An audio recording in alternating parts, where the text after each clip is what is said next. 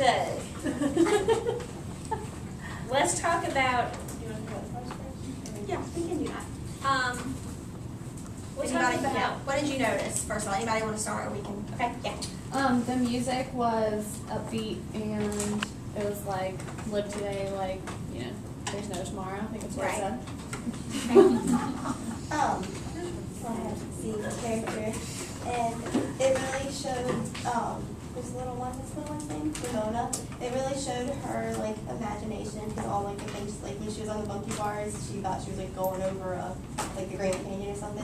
But on the other hand, like, when you were reading, it seemed like, Beezus was really, like, annoyed with Ramona all the time, and Selena Gomez didn't seem that annoyed with her. Okay. Yeah, that was my point. Like, Okay.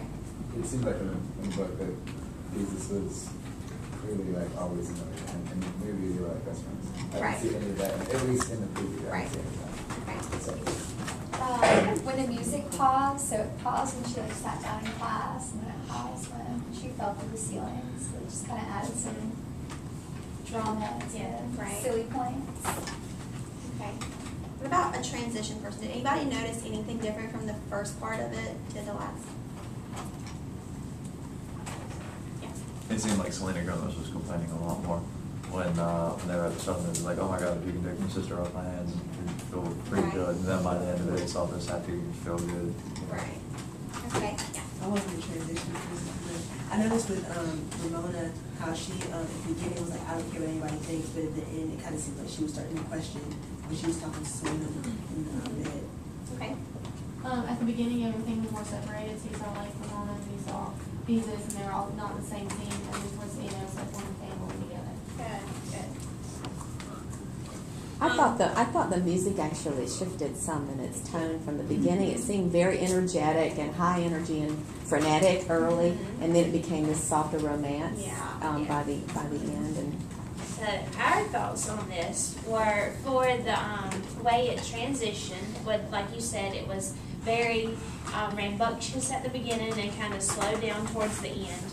And we thought, and like loving towards the end, and we thought this captured the book the best because this book is only the first, and the movie covers all the books. So in the book, Ramona is only 4, and in the movie, she's Third grade. 3rd grade. So, Yeah, it combines. In the books, I don't know if you have the titles are on your sheet. Ramona and her father, Ramona and her mother. They're just about like the different ups and downs of each of her relationships with all of the characters in the whole series. And the movie kind of compiles all of that into one big book, I guess, if it was compiled.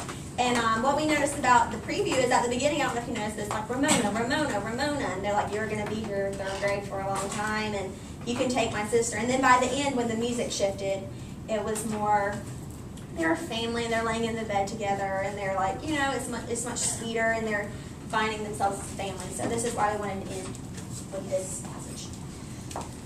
so why thought Beezus Aunt Beatrice used to be every bit as awful as Ramona, and yet look how nice she is now. Beezus could scarcely believe it, and now Mother and Aunt Beatrice, who had quarreled when they were girls, loved each other and thought the things they had done were funny. They actually laughed about it. Well, maybe when she was grown up, she would think it was funny that Ramona had put eggshells in one birthday cake and baked her rubber doll with another. Maybe she wouldn't think Ramona was so exasperating after all. Maybe that was just the way things were with sisters. A lovely feeling of relief came over Beezus. What if she didn't love Ramona all the time? It didn't matter at all. She was just like any other sister. Mother, whispered Beezus, happier than she had felt in a long time. I hope Ramona comes back before we have my birthday cake. Don't worry, Mother said, smiling. I'm sure she wouldn't miss it for anything. And sure enough, in a few minutes, Ramona appeared from the bedroom, and took her place at the table. I can believe myself, she said. Oh, I can behave myself, she said. It's about time, observed Father. Beezus watched Ramona eating her cold mashed potatoes and jelly, and thought how much easier things would be now that she could look at her sister when she was exasperating and think, ha ha, Ramona, this is one of those times when I don't have to love you. Girls with birthdays don't have to help clear the table, said Mother, beginning to carry out the dishes. Beezus waited expectantly for the most important moment of the day. She heard her mother take the cake out of its box and strike a match to light the candles. Oh, she breathed happily when Mother appeared in the doorway with the cake in her hands. It was the most beautiful cake she had ever seen, pink with a wreath of bright white roses made of icing and 10 pink candles that threw a soft glowing light on Mother's face. Happy birthday to you, sang Mother and Father and Aunt Beatrice and Ramona. Happy birthday, dear Beezus. Happy birthday to you. Make a wish, said Father. Beezus paused a minute. Then she closed her eyes and thought, I wish all my birthdays would turn out to be as wonderful as this one finally did. She opened her eyes and blew as hard as she could. Your wish is granted, cried Aunt Beatrice, smiling across the 10 smoking candles. Happy birthday, dear Beezus. Happy birthday to you, sang Ramona at the top of her voice. All right, Ramona, said Mother with a touch of exasperation in her voice. Once is enough. But at that moment, Beezus did not think her little sister was exasperating at all. Okay, were you guys listening? No, I thought you were not Rachel. What would be a why or how you would use this in the classroom? What do you guys think? It is a lower level reading level. So I don't know if you would use it as a whole class book, but what are some things that you see in this book that could really help kids? Learning how to accept other people's differences. Yeah. I was gonna say character development, the changes Yeah. they undergo. And they're just so different. Each character in this book is so different that, I mean, you could use character maps and characterization as a great lesson with this book because they are just so different. Learning that there are, like, being yourself is awesome, but there are certain times where you need to be yourself politely. And I feel like that would go really well with, like, if you're doing a unit on standard American English and how, like, look, we understand that this is how you talk and this is how you want to write, but this is how you have to write if you're going to do something scientific like what we're doing. I feel like this kind of book would be a perfect example to say, hey, look at how Ramona acted toward the end of the book versus how she acted at the start. She's still Ramona, but in a little bit calmer way. Family dynamics would be an interesting thing to put it in. It could be one of those books that is an offering for those that you have different ability levels. So you could have a lot of different books that focus on family dynamics.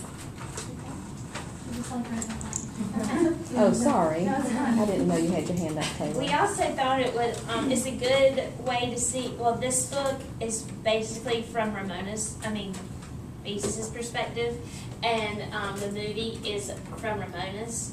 But this first book is the only one from Beezus's perspective, so.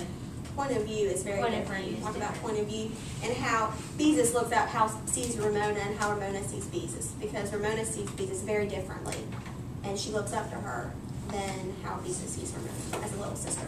And this book is also all about the characters, and we didn't point this out in the movie, but a little film technique is they zoom in on everyone's face, so you can really see that character and how the character will be developed. And that's what really drives this book, is each person's different personality.